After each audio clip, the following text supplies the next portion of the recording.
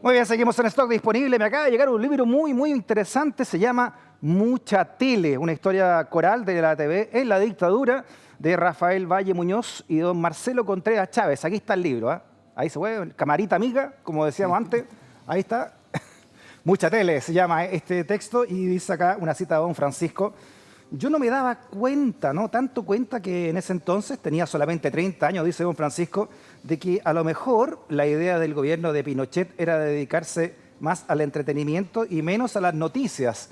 Una de las tantas entrevistas, un centenar de entrevistas que hicieron ambos periodistas, Rafael Valle y Marcelo Contreras, para desentrañar una historia coral de lo que sucedió en dictadura con nuestra televisión y para hablar, por supuesto, de este libro y de aquellos años. Don Rafael Valle, bienvenido. Tantos años que no lo veíamos. Tantos años. Gracias, Rafael Freddy. Valle. Gracias por invitarnos a tu programa. Periodista del Mercurio del Paraíso ahora. Trabajamos Así es. juntos en La Tercera hace algunas décadas Bueno, ya. Dejemos lo que trabajamos hacer. Ambos teníamos el pelo muy oscuro, aún. Don Marcelo Contreras, también a usted. También trabajamos juntos en La Tercera, Marcelo, ¿no? Periodista crítico de música. Entre muchas partes, sí, nos cruzamos por ahí en alguna labor en La Tercera. En algunas vueltas del periodismo. Sí. Ahora estás en el Clinic y también en Culto La Tercera haciendo tus aportes ahí Exactamente. al espectáculo y a la cultura en general, ¿no? Como me imagino aborda este libro, la cultura pop y lo que fue también la política y la dictadura metida en la televisión. Bueno, cultura pop es una palabra clave porque nosotros, un poco viendo que se acercaban los 50 años de la conmemoración del golpe, queríamos mirarlo desde un ángulo distinto, Ya. con una óptica distinta, porque obviamente iban a salir muchos libros relacionados más bien con historia, obviamente con temas de derechos humanos, con temas de política, y nosotros nos parecía súper interesante abordar esta época, la época de Pinochet, desde algo que fue súper familiar para nosotros en los 70 y los 80, que fue la televisión. La televisión tiene una omnipresencia en los hogares chilenos en esas décadas, y obviamente se dan un montón de cambios en esta industria televisiva durante el régimen de Pinochet. Y obviamente nos interesaba ver cómo la huella del régimen, cómo el poder de alguna manera se reflejó en esta producción y programación televisiva. Y tempranamente teníamos una hipótesis de trabajo que era que, a pesar de que estábamos en dictadura y a pesar de que se sabía evidentemente que en el ámbito informativo había una mordaza, programáticamente era distinto. Programáticamente tú tenías programación para niños, para la dueña de casa, para el adolescente, para el marido que llegaba chato en la tarde y quería ver mujeres con poca ropa, probablemente en un programa como Sabor Latino. Toda la familia tenía una programación que hoy en día, si tú lo comparas con la televisión que existe hoy, los canales abiertos, las señales abiertas, es bastante más atomizado, bastante más jibarizada las opciones programáticas. Claro, uno como periodista del ramo tiene la noción, ¿no? Y también como niño que creció en dictadura y veía todos los días a Pinochet en el 60 minutos. Y sabíamos que ya había más adolescente, había toda una dictadura que escondía la realidad a través del entretenimiento y todo. Pero en este centenar de entrevistas que ustedes ya hicieron como investigadores, ¿se encontraron con alguna sorpresa que les llamara la atención? ¿Qué traen, por ejemplo, en estos 5 años de investigación? Bueno, desde pequeñas revelaciones como conocidos rostros, una conocida conductora a la que le ofrecieron ser colaboradora de la CNI como agente, ¿Ya? entre otras cosas, hasta cosas más generales, que por ejemplo el tema de la censura, un poco no había como un plan maestro o una suerte de estrategia general por aplicar censura, sino que obviamente existió, y especialmente en lugares como el área de prensa de Televisión Nacional, pero junto a eso, que obviamente hubo una manipulación mediática en ese sentido, pero también junto a eso hubo mucha autocensura. En el fondo, mucho de los programas de entretención que surgieron era porque los productores o los directores decían, metámonos en un terreno que no nos provoque problemas. O sea, había miedo también de perder la vida y perder el trabajo, Por supuesto. o viceversa. Sí, Una sí. cosa antes y después la otra. Sí, sí. ¿Cómo se instala la dictadura, Marcelo? ¿Cómo se empieza la dictadura a apoderar de la televisión chilena? Que en el fondo eran 2 canales, ¿no? Era TVN y Canal 13, que pertenecían en ese momento a la Iglesia Católica, ¿no? Pero estaba también el canal de la Universidad de Chile, Claro. que era el Canal 11, y en provincia estaba el caso de UCB Televisión. Mira, la intervención más Me brutal... refiero a los más potentes. Claro, el más en poderoso. Santiago. Pero evidentemente la intervención más gruesa, más grotesca, si se quiere, es lo que sucede en Televisión Nacional. Sí. Inmediatamente se instala un militar, gente que andaba vestida camuflada al interior del canal, a pesar de que el primer militar que llega a Televisión Nacional, el coronel Sepúlveda, Caco Sepúlveda. el padre de Reinaldo Sepúlveda y de Rodrigo, Era un tipo muy amable, un tipo que venía a la FACH, todo el mundo lo conocía, pero después rápidamente pasan al hermano, el doctor Orozco. Y era un Ya. tipo muy complicado, un tipo que estaba obsesionado con tratar de demostrar de que... El hermano René Orozco, Sí, el que fue presidente de la exactamente. Universidad de Chile. del Club Deportivo. La intención de él era como demostrar de que había una especie de mundo orgiástico bajo el periodo de la Unidad Popular y que había que develarlo y demostrar aquello. Era un conservador, a ultranza ese señor Sí, Orozco, ¿no? totalmente. Censuraba teleseries. Pero lo que imágenes. sucedió finalmente ahí, y es algo que nos resaltó a nosotros en la investigación y es un poco jocoso, si se quiere, dentro de lo tragicómico que podía resultar ese escenario, era la absoluta ignorancia que tenían los militares sobre lo que era hacer televisión. No sabían en rigor. Entonces se provoca también una situación que es bien particular, y particularmente en televisión nacional, que tienen que confiar en la gente con la que venía el canal. Y era gente súper joven. Ya. Era un poco el símil, y a propósito que estamos en estos estudios, lo que sucedió hace 20, 25 años con el Canal 2, con el canal Rock and Pop, que era un público, la gente que hacía ese canal era gente muy joven, 25 años probablemente de Claro, promedio, claro. y en TVN sucedía exactamente lo mismo. Y los militares tienen que confiar en esa gente, a los que no habían echado y los que no eran parte de las listas negras, y con ellos tienen que hacer esta televisión que tenía una vocación más de entretención, pero no era explícito, una cosa muy chilena también, que no había ningún mensaje abiertamente, ahora a entretener a las masas. No había nada de eso, sino que la gente tenía que intuir un poco lo que había que hacer y lo Ya. que decía Rafael, la autocensura. Bueno, entrevistaron entre otros a Santiago Pavlovich, era en ese momento también periodista, cuando llega el poder hacerse cargo de esto, el poder de la dictadura. ¿Qué dice Pavlovich de esos tiempos?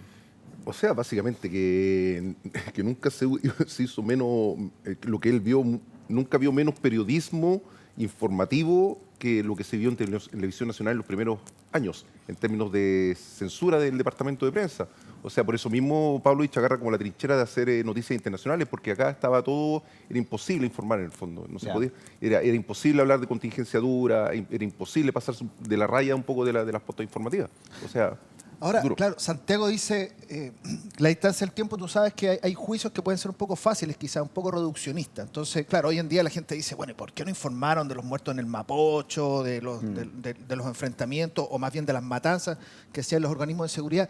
Bueno, muy simple la respuesta, no se podía. O sea, si alguien hubiera osado hacer aquello, te echan. Y fíjate que una demostración, y esto es parte de uno de los tantos absurdos que sobre todo sucedieron en Televisión Nacional, la señora Lucía, la esposa de Pinochet, Lucía Iriart, que tenía un poder increíble, un equipo asignado solamente para ella, para cubrir todas sus actividades todos los días. Claro. En una ocasión ella hace un acto de fin de año en el Estadio Nacional y no había mucha gente. Y hacen la nota, muestran un paneo, echaron a la periodista y al equipo que estaba a cargo por no haber tomado las precauciones de que se viera más gente. Entonces era ese tipo de arbitrariedad, de situaciones absurdas, un poco Ella era una monti- faraona, ¿no? Totalmente, Sí, todo o sea- en el gobierno de... Bueno, hay un libro también de Alejandra Mato que lo explica muy bien, ¿no? El poder que tenía esta señora.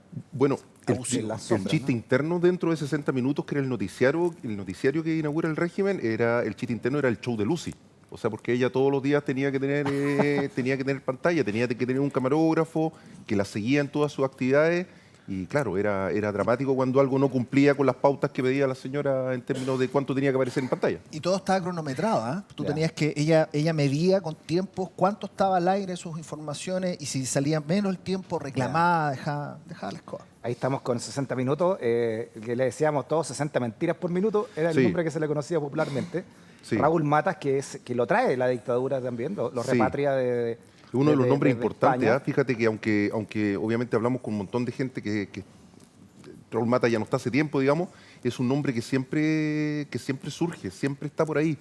Eso es interesante porque tú ves como algunos nombres se empiezan a desmarcar de otros. Si bien entrevistamos 100 personas, siempre hay nombres que en importancia Ya. cobran cierta altura. Fíjate que a propósito que tú dijiste de que lo trae la dictadura a Matas, fíjate que otro caso que a veces la gente lo olvida y se confunde un poco, es lo mismo que sucedió con Patricio Bañado. Patricio Bañado él se fue de Chile en plena Unidad Popular porque no le gustaba el gobierno de Allende y vuelve a Chile el 74. Ya. Vuelve de la radio y televisión suiza y vuelve a Televisión Nacional derechamente. Y a 60 minutos. Y a 60 mira. minutos. Y él trabaja largo tiempo y termina saliendo a Televisión Nacional porque se lleva muy mal con Antonio Bodanovich, que Antonio Bodanovich es una faceta que probablemente el gran público desconoce.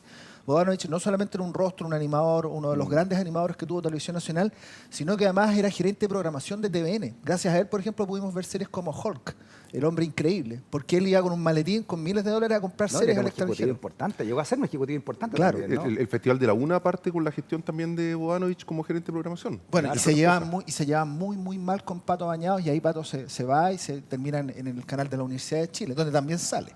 Claro, Pato Bañado, el que termina diciendo, esto no lo leo porque es mentira. Sí, cuando está ya bueno. después en el Canal 11. Claro, Ahora- porque era un rostro importante, muy importante de la televisión chilena. Ahora, y con mucha Alfredo, credibilidad, además, ¿no? Alfredo Lamadrid nos cuenta en el libro, dice, bueno, eso es verdad que lo dijo Bañados, pero en realidad lo dijo también en la versión de ¿Ya? Alfredo, porque Pato Bañados era primo de Eduardo Frei Montalva. Entonces era más bien, según la lectura de perfecto. Lamadrid, era un asunto más bien familiar, familiar que de antes política. y de hecho él no sale por ese incidente, después sale Ya. por otra situación, termina saliendo Pato Bañados, que al final con Rafa era parte de un chiste interno ya. Sí. Pato Bañados era una especie de guerrillero para nosotros en nuestras historias, porque Pato Bañados, toda parte que iba, complicado, conflictivo. Siempre un díscolo de alguna Sí. manera. Era un díscolo. Oye, llamó mucho la atención el tema de Pato Bañado, ¿no? En sus momentos en televisión. A todos nos llamó la atención cuando vimos la Franja del Nova primera vez y aparece Pato Bañado como el hombre ancla, porque era el gran rostro de la credibilidad en ese momento. El único que cobró por participar en la campaña, hay que decirlo también. ¿Cómo no? También. Fue el único. El resto, toda la gente que trabajó en la campaña del No, toda la gente lo hizo gratis, Ya. pero el único que se le pagó fue a Patricio Se le pagó Bañados. su sueldo. Absolutamente. Oye, acá así estoy fue. leyendo un hito que se llama autocensura, que ustedes hablaban tras el golpe. Marcelo, tú señalas que todo el mundo tenía claro que no podían pararse de pasarse, ¿no?, de ciertas líneas que estaban ahí. Sabían que no solo significaba perder el trabajo, sino también la posibilidad de encarcelamiento. ¿Cómo se vivió la autocensura? Algo ustedes ya adelantaron, pero ¿cómo se vivió? ¿Qué ejemplos claros, no, ustedes lograron recabar de la autocensura cuando se trabajaba en televisión en dictadura? Bueno, fíjate, si tú haces recuerdos, por ejemplo, el propio 60 Minutos, y hoy en día, gracias a YouTube, uno puede revisar las notas, era todo un acto oficialista. Insistimos en esto, nunca hubo órdenes explícitas de parte de la dictadura en los canales, de decir, como el propio don Francisco lo dicen, lo tenemos destacado en nuestro cintillo, de que no había ninguna una verdadera orden. Ahora se van a dedicar a entretenerse. Entonces todo era como, sabemos hasta dónde nos podemos mover, y eso dejaba un margen también para que la gente tomara demasiadas precauciones. Y sé que, no me acuerdo, Tita Colodro nos contaba, todo el rato era autocensura. O sea, nosotros funcionábamos todo el día con esa lógica. Ah, ya. No era algo que se conversara incluso, Sí. sino que ellos sabían inmediatamente de qué manera no meterse en problemas, evitar las situaciones. Ahora, insistimos también, que es algo que la investigación a nosotros nos arroja. Todo esto era un caso a caso. El tratamiento que tenía la dictadura y la relación que tenía la dictadura con Televisión Nacional respecto Sí. de Canal 13 era muy distinta. Canal Sí. 13 tenía ciertas libertades que el resto de los canales Había no un poco más gozaban. de libertad. Ya. Absolutamente. Ey. O por ejemplo canales como UCB Televisión, que en algún momento empezaron a hacer programas de política a mediados de los 80 con el Cote Evans, Hernán Precht, y ellos de una manera oblicua evitaban esta dictadura. Cada cierto tiempo a Cote Evans lo llamaban de dinaco y le decían, nosotros no somos tontos, nos damos cuenta Claro. de lo que estaba haciendo. Y son personas que eran más bien de derecha, pero igual Todo. aún Es que así, es que eso te iba a decir, aún disculpa, así que, eran censuradas. es que eso era cosa también con la gente de derecha. Por ejemplo, Elidoro Rodríguez es una figura transversal. O sea, es respetado por Ya. moros y cristianos, por decirlo de alguna manera.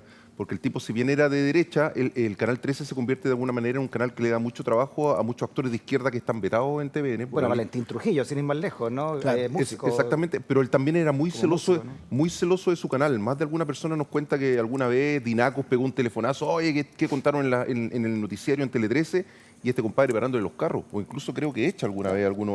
Bueno, tenía la espalda de la Iglesia Católica, también tenía buenas espaldas para claro, hacer eso. Pero tuvo, por ejemplo, enfrentamientos Elidoro Rodríguez con Francisco Javier Cuadra, a quien tuvimos una larga entrevista, muy Sí. interesante entrevista. ¿Hablaron Francisco. con Cuadra? Sí, hablamos Sí. con Cuadra. Ya. Y Cuadra nos contó de que, nunca lo olvidamos, primera pregunta que le hicimos a Cuadra, 42 minutos hablando Cuadra. Así, no había cómo pararlo. Digamos que Cuadra era uno de los hombres de la dictadura potente, quizás en la última etapa de la Sí, dictadura. sí, vocero de gobierno. El que inventó el Halley, ¿no? Y Varias, trabajaba directamente en comunicación. varias cosas. Entre otras cosas, Hizo digamos. famosos los lentes, fíjate, nos contaba en un momento de vanidad, Francisco Javier. Ya. Nos contó que esos lentes de marco que eran tan característicos se convirtió en un hito. Él fue a comprarse unos lentes después ahí a Miraflores, Maquis, por ahí, y le dijeron, oye, estos lentes ahora arrasan, porque él apareció en cámara con esos lentes y que hubo una cierta fascinación por él, por ese look de Cuadra. Pero bueno, Bien. Cuadra, él va y un día se enfrenta con Elidoro Rodríguez, tiene una relación muy difícil, y le dice, si el comentario del padre Luis Eugenio Silva, que se lo había advertido Elidoro Rodríguez que iba a salir al aire, aparece, nosotros vamos a cerrar el canal. Así que habían situaciones de fricción. No, era un duro, un duro. De hecho, cuando Sí. yo hice el libro de los prisioneros, se sindicaba a él como uno de los censores de Los Prisioneros, pese a que le gustaban. Pero él que prohibió Los Prisioneros en la televisión, bueno, él me lo negó, digamos, también me logré conseguir una entrevista con él, y lo negó, digamos, pero obviamente era un hombre de poder dentro de la dictadura, ¿no? Totalmente. Sobre todo en las comunicaciones. Sí. ¿no? Pero eso es interesante, por ejemplo, también el caso de Los Prisioneros, que de alguna manera es un grupo que siempre logra evitar la censura. O sea, en Canal 11 siempre tienen una pantalla, Alfredo Lamadrid siempre les da pantalla en éxito. De hecho, Alfredo Lamadrid es el que graba un concierto de Los Prisioneros cuando lanzan Pateando Piedra en el Estadio Chile en esa época, actual Estadio Víctor Jara. Entonces, había una apertura en Canal 13. Bueno, están en Más Música también. Más Música, Domínguez Rigor llevaba, están en todos los canales, menos en Televisión Nacional. Oye, y la figura, a propósito de que estamos hablando de Canal 13, la figura de Don Francisco, ¿cómo la sitúan también ustedes en este contexto? Está la gráfica que leíamos al comienzo, ¿no? Donde Don Francisco decía que Canal 13 empieza a recibir más auspicio y comienza a producir más programas, dice, de entretención. Yo quizás no me daba cuenta en ese entonces, tenía solamente 30 años, dicen en esta declaración Don Francisco, que a lo mejor la idea del gobierno de Pinochet era dedicarse más al entretenimiento y menos a las noticias. No me di cuenta, no pensaba en eso, porque uno piensa en lo suyo. Bueno, dice, si puedo hacer más entretenimiento, mejor, decía Don Francisco en este caso. Yo creo que la mejor manera de poder visualizar el poder y el impacto que ha tenido Don Francisco, que pensamos de que realmente es la figura pivotal de la televisión chilena, independiente de la opinión que puedas tener de él, es el hecho de que él, cuando se internacionaliza su carrera y viaja hacia Miami a partir del año 86, todo el esquema de trabajo que él tenía montado con Sábado Gigante durante ya largo tiempo, una maquinaria absolutamente aceitada, con Arturo Nicoletti como director, con Antonio Menchaca como productor. Valentín Trujillo como músico. Valentín Trujillo, que dijo, yo lo contraté por pianista, no por comunista, que fue cuando le fueron a alegar por Valentín Trujillo. Claro. Él logra exportar esto a Miami, a Estados Unidos, donde no había, y que es muy curioso, no había ese tipo de mecánica y de orgánica para organizar televisión, porque Don Francisco ya de los años 60, mucho antes de lo que es nuestra investigación, él ya sabía de que los programas tenían que autosustentarse, tenían que tener avisaje, y él empieza a meter el placement. Es una de las primeras personas que desarrolla esa lógica, porque hasta ese minuto, y uno de los aspectos también centrales de nuestro libro, que tiene que ver que la televisión, antiguamente la gente quizás lo olvida, la televisión antes tenía aportes estatales, todos los canales recibían plata del Estado. Cuando llegan los militares, eso se acaba. Entre 1973 y 1977 los aportes estatales públicos se acaban definitivamente para la televisión y se tiene que autosustentar a través de la la visión política y económica del mundo. Y probablemente el gran beneficiado de todo esto, entre muchos otros, es Don Francisco, que por lo que nos cuenta alguien, de alguna manera, como que el 70% de los ingresos que tenía en un momento Canal 13 venían de Sábado Gigante. Sí. O sea, imagínate. Se hizo poderoso ahí todo ese equipo de Don Francisco. Absolutamente. Oye, ustedes hablaban también que Canal 13, para ser justo, ¿no? Le dio mucho trabajo a gente que venía llegando del exilio, gente de izquierda también, gente perseguida por la dictadura, gente que estaba en listas negras que circulaban en muchos canales, en TVN ni hablar, ¿no? Listas negras con gente que podía y no podía trabajar en ese canal. ¿Qué pasa con la gente de oposición? ¿Cómo comienza a introducirse? Lo que pasa es que ahí con el tema de los actores también nos dimos cuenta que también hay como un doble estándar, por decirlo de alguna manera. Luis Alarcón, don Luis Alarcón, que falleció el año pasado, gran actor chileno de cine, teatro y televisión. Él, un hombre de izquierda, sabían que era de izquierda, pero él es uno de los grandes villanos de La Represa, que es una teleserie emblemática en Televisión Nacional en los años 80. Entonces, Betancourt. O sea, si alguien servía y marcaba bien, digamos, ya, o sea, la lista negra no corre, ¿cachai? Ya. Mira, algo que nos dice Fernando Alarcón, que fue uno de nuestros primeros entrevistados, decía, siempre a nosotros nos acusaban, en el caso del Happening, que éramos el circo de la dictadura y todo eso, decía, todos los actores que trabajaban en teleseries, todo el mundo sabía que eran de izquierda. Entonces, ¿por qué siempre nosotros solamente, hablando por el Ahora Happening? sí, disculpa, pero también es un gremio que es finalmente de izquierda, entonces si no tenía elenco, que había gente de izquierda, te quedabas sin elenco al final, ¿no? Sí, pues si en el TVN era el chiste como, bueno, ¿con quién vamos a hacer la teleserie? Exacto. ¿Con Silvia Piñeiro? Claro, y es por supuesto. como eso. Pero finalmente... La pérdida de las flores. Claro, haciendo todos los roles ella. Pero el tema es que pasaban estas paradojas finalmente. Había mucha rendija, mucha situación oblicua donde finalmente se lograba meter gente que era opositora al gobierno, el propio gobierno lo sabía, pero había que hacer industria, había que hacer televisión. Eran más rigurosos con los cantantes que con los actores. Y a veces tampoco... Sí, o sea, no sé, el temucano era un tipo que suponía que estaba muy identificado con la izquierda en la época de la UPE y después un hombre que tú lo veías ahí también en los... Temucano tiene sus victorias también. Sí, bueno. Pero a mí Fernando Virgo me dijo que él estaba dentro de una lista negra, sobre todo después del año 80 en TVN. ¿No? Bueno, había efectivamente la gran mayoría de los artistas musicales estaban vetados en Televisión Nacional, pero por ejemplo en el canal de La Chile, en el canal 11, un programa como Chilenazo, era un programa que se hacía con un montón de artistas chilenos, probablemente la gran mayoría eran pro dictadura, pero también cada cierto tiempo, y ellos se enorgullecían de eso, cada cierto tiempo lograban meter a un artista que se Sí. sabía que no había una Ya. sensibilidad. Pero que no era tampoco pro tan, Pinochet.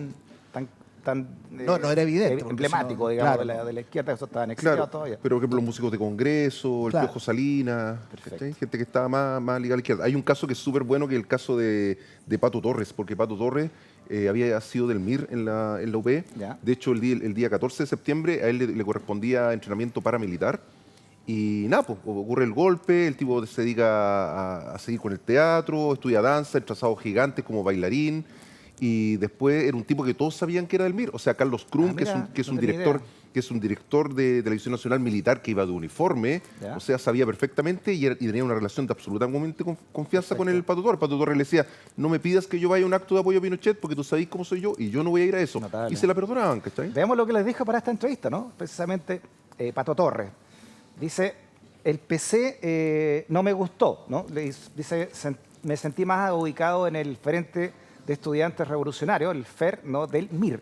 El 14 de septiembre del 73 iba a tener mi primera preparación paramilitar, como tú decías, Rafael, y en el 74 nuestra gente estaba cayendo presa y me desligué, necesitaba trabajar, estaba casado y tenía un hijo. Como era bailarín, empecé bailando en Sábado Gigante, fui junior y también hice un programa infantil con la tía Patricia en TVN, claro, el famoso... Ah, mira, todo eso estuvo el Pato Torres, ¿ah? Sí. Y qué curioso que haya sido Mira. Junior porque después en la oficina era Peñita que era el Junior. Quizás por eso mismo, po.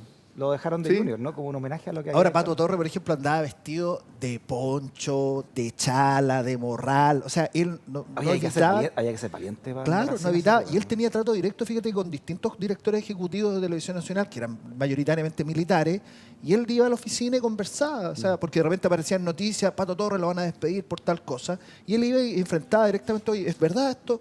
Por eso te digo, se dan esas dualidades que a veces uno puede pensar de que todo esto era blanco y negro, y la verdad que esta investigación al menos a nosotros nos arrojó que había muchísimos más grises en este desarrollo industrial de la televisión en dictadura. Ustedes se preguntan también si fue el happening un circo de Pinochet. El happening Es- con Jaque también bueno, era... un poco lo que era, decía. perdón, ¿era cadena nacional el happening con Jaque? Sí, sí, Sí. pues, fue un fenómeno que curiosamente bueno. también se reía de una televisión que era muy formal en esa época. Mm. Era una televisión donde, no sé, si ocurría algún accidente se seguía con la pauta. El caso más emblemático que lo contamos es de un brasileño que se cae en martes 13, un equilibrista que está arriba de una bicicleta, compadre, se saca la mugre y tú crees que alguien dice algo, casi como que cierran la cortina encima de él y sale César Antonio Santi y dice, nos vamos a comerciales. Kid Lima. Era muy empaquetado todo. El happening se reía un poco de este empaquetamiento y un poco lo que decía Marcelo, ellos cargan con un rótulo que nos parece bastante injusto al final de estos tipos. Y fíjate que el origen del happening es súper prosaico. La gente cree que a alguien se le ocurrió en Dinaco, oye, hagamos un programa para entretener a la gente que no se sepa lo que está haciendo la DINA o CNI después. Y la verdad que el happening era un programa que la Gloria Benavides tenía un programa en la radio Minería, la echan porque el director básicamente dice es fome su programa en 1977, 1978, y ella ya trabajaba con Rabani, con Alarcón, con Pedreros y con la Ya. Maite Montenegro, que eran amigos de ella, y los echan y se van a un local en Tobalaba Una fuente de soda. y se sientan con servilletas y empiezan a escribir el programa. Ahí Ahí, nace el happening. ahí inventan la oficina Ah, mira. y ahí llevan el proyecto de Televisión Nacional. De hecho, la mejor demostración es Antes que de The Office, mucho mucho décadas Antes, sí. a ellos a los 3 años después los echaron. Los citan a un almuerzo, que lo tenemos por supuesto ahí consignado en nuestro libro, los invitan a un almuerzo, les entregan así como prácticamente un galvano y les dicen váyanse para la casa.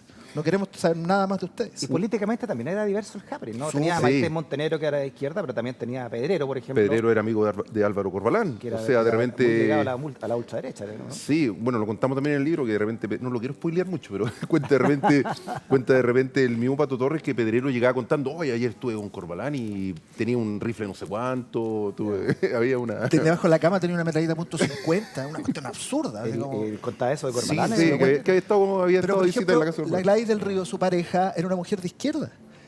La Pato Torres, Óscar Olavarría y Marilu Cuevas. la Marilu Cuevas también era gente de izquierda. Bueno, Alarcón y Arrabani eran demócratas cristianos. Eran más de C, claro. Cantaban canciones de la democracia cristiana, incluso a veces en el estudio, pero era un equipo ideológicamente diverso. Claro. Ahora tampoco eran tan amigos entre ellos. No. Tenían muchos roces, digamos. O sea, había una convivencia forzada porque además eran tipos muy trabajadores, trabajaban de lunes a domingo. Sí, era muy potente Sí. todo. Oye, ¿qué otras cosas traen, por ejemplo, en La Madrastra, que fue como quizás la más icónica de las teleseries chilenas, o al menos la que inauguró todo este boom de teleseries que vendrían después? Ahí la figura que resalta es la de Arturo Moyagrau, por un lado, este guionista de Valparaíso que había tenido un gran éxito haciendo teleseries y radioteatros y tiene una carrera en México. Y por otro lado se tiene que confrontar, y una vez más, estas situaciones generacionales, tiene que confrontarse, entre comillas, con Óscar Rodríguez, que era un director súper joven, un tipo que no tenía experiencia en teleseries, y inician una relación un poco de amor-odio hasta que finalmente se hacen amigos. De hecho, Óscar Rodríguez... Moyagrau, dramaturgo, por supuesto. Sí.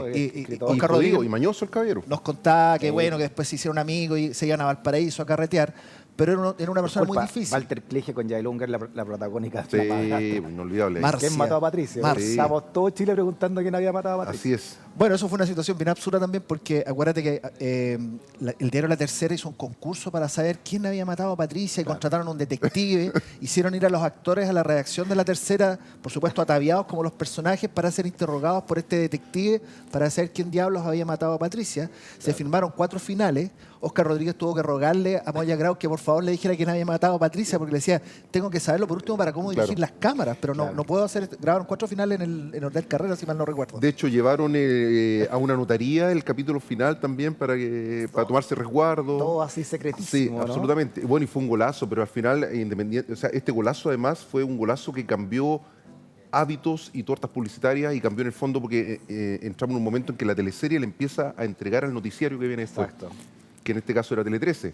O sea, Tele 13 empezó a tener unos ratings y más encima Tele 13 por mucho era considerado como el noticiario de oposición. O sea, el que podíamos ver, ¿no? Exactamente. De alguna manera, ¿no? De hecho, Cuadra lo dice. Cuadra dice, él no veía Televisión Nacional, no veía 60 minutos, porque sabía que estaba completamente parcializado. Además trabajaba, periodistas trabajaban junto con la DIN y la CNI luego, Sí. ¿no? Bueno, eran como agentes de la... Bueno, Gassi Jalil nos contaba eso. Gassi Jalil, editor histórico también sí. de TVN, ¿no? Y de Informe Sí. Especial, durante un periodo, Gassi Jalil nos contaba que él llega de Punta Arenas en el año 82. Él trabajaba en Televisión Nacional en Punta Arenas, de donde es oriundo. Y nos contaba que llegó a Santiago y le chocó ver en los pasillos de TVN y sus colegas andaba gente con identificación de servicios de seguridad de la dictadura y se jactaban. O sea, yo soy de la CNI, ¿cachai? Sí. Una cosa así. O Pablo Aguilera decía que llegaba a 60 minutos y una pizarrita estaba anotado que en la noche iba a haber un enfrentamiento que había que ir a grabar. Había que ir a Así de cubrir, simple. claro. Bueno, y muchos cercanos. Hay uno, Julio López Blanco, que tenía muchas primicias. Y Claudio Sánchez, por el lado de Canal 13, también tenía muchas primicias, ¿no? Sí, Así es. tratamos de contactar, de hecho yo conversé un par de ocasiones con Claudio Sánchez largamente, pensé en algún minuto que lo íbamos a convencer de poder conversar, pero la verdad que finalmente no quiso porque Sí. él consideraba de que sus bien. colegas lo habían tratado muy mal. Pero la verdad que sabemos lo que pasó con el caso de Claudio Sánchez y también de Julio López Blanco, que fíjate que a pesar de todo, varios periodistas que conversamos reconocían de que Julio López Blanco, a pesar de lo absolutamente pro-militar que era un tipo muy talentoso, un gallo con una muy buena pluma, un tipo que realmente era un buen periodista, pero lamentablemente su identificación habían con la... varios. Claro. Sí. Mucha tele, una historia coral de la televisión en dictadura de Rafael Valle y también Marcelo Contreras. ¿Dónde se encuentra el libro, Rafa? Para En todas las seguir librerías de adentrándonos esto en las mejores farmacias del país. Claro. Está bueno. No, pero además está disponible, escrito- se puede comprar en línea, Sí. está disponible en todos Juan lados. Guillermo Ibao, Enrique Coteban, como ustedes decían, Hernán Prej, también Sí. entrevistado acá, Oscar Rodríguez, Gloria Mujmayer, Juan La Rivera, alcanzaron a entrevistar a Sí, mucha gente que ya no sí. está con nosotros. Así No, pero es. Juanito todavía Juanito- está. Juanito Perdón, todavía pero está. estaba pensando en Enrique Matías, Maluenda, disculpe. sí. Disculpe, Juanito, disculpe. Sí. Estaba pensando en Enrique Maluenda. Enrique Maluenda, que además se revela que claramente tiene una relación que de alcanzan amor. también a entrevistarlo usted, Enrique Sí, Maluenda. Sí. de amor-odio, más diría odio, con Don Francisco. Básicamente él cree que la Teletón, por ejemplo, ¿Ya? nació producto de algunos programas, segmentos que él tenía en Dingo Londango. Pero hay varias, bueno, hay muchísimas historias bien sabrosas. Nosotros tratamos de organizarlo coralmente porque pensamos de que era la mejor forma de que pudiera lucirse este material. No era necesario que nosotros interviniéramos de una manera más tradicional y periodística. Eran tan buenos los testimonios que corría solo si tú los ibas enfrentando y confrontando, digamos. Que Porque a imagínate veces. todo el making of que hay acá. ¿no? Sí, sí, Interesante. Hay sí. harto. Está Hay harto. entretenido, hay cosas escabrosas, pero hay otras que de tan absurdas llegan a ser graciosas. Está bien entretenido, la verdad. Muy bien, más de casi un centenar de entrevistas, más de 5 años de trabajo, prólogo de Álvaro Díaz de 31 minutos. Muy buen prólogo, además. Y también perteneciente al Fondo de Cultura Económica, el editorial que lanza entonces mucha tele, que lo pueden encontrar. Muchas gracias por haber venido a hablar de esto también. Muy Gracias, interesante. Gracias a ti, Freddy. Freddy. Muchas gracias. Rafa. Gusto también de haberlos visto después de tanto tiempo. Así es, igualmente. Gracias también por la sintonía y como ves temas importantes que dan para la reflexión del Chile que estamos construyendo entre todas y entre todos. Hasta la próxima, siempre por Vía X.